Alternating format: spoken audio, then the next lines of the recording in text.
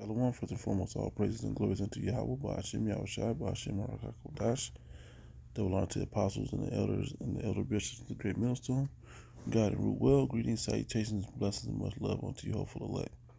Just want to give a news update this morning, showing you the times we're living in. Okay, this is World War III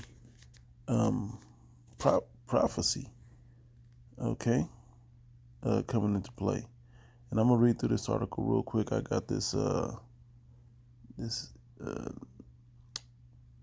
basically email where they give me the news and they give it to you, pretty much down the line, straightforward, not slighted to any particular belief set, but you can read right into it, right?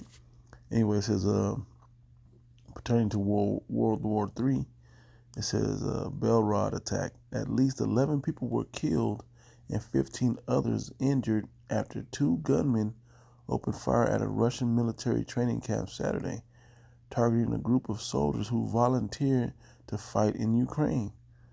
Reports suggest that the pair who were killed during the attack had themselves volunteered and came from an unknown Soviet state. Soviet, you hear that coming back around? Okay.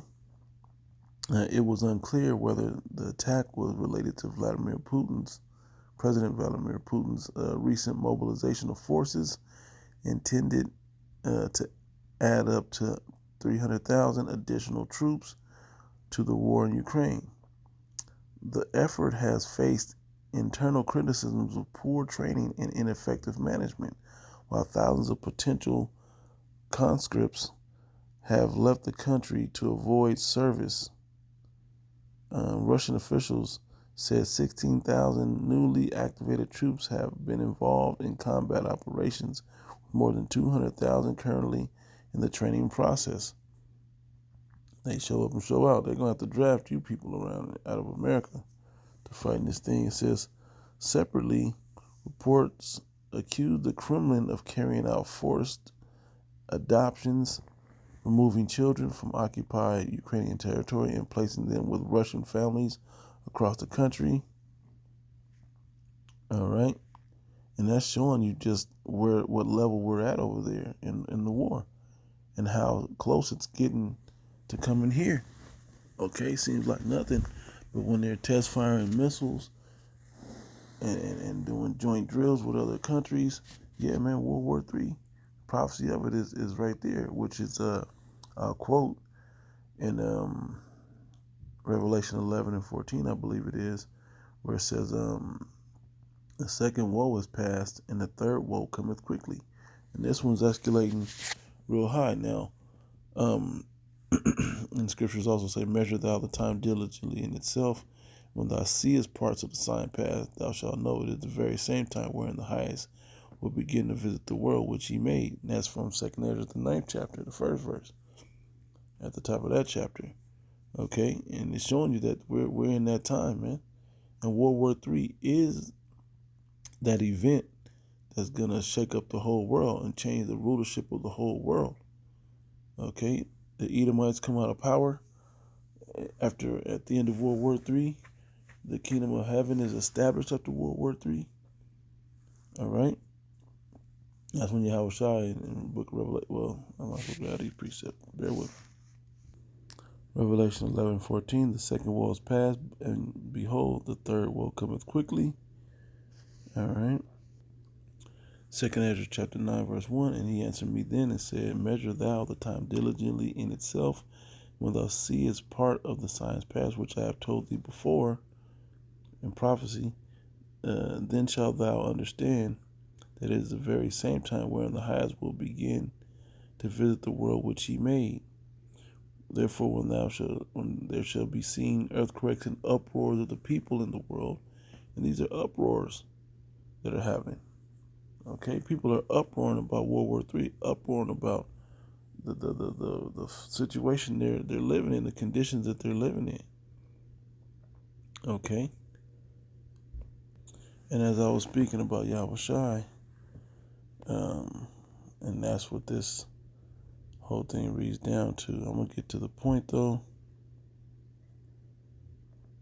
Um, bear with me 1 second while I get the point I want to start at. I'll start here. 7. Let us be glad and rejoice and give honor to him, for the marriage of the Lamb is come, and his wife have made herself ready. The elect have made herself ready.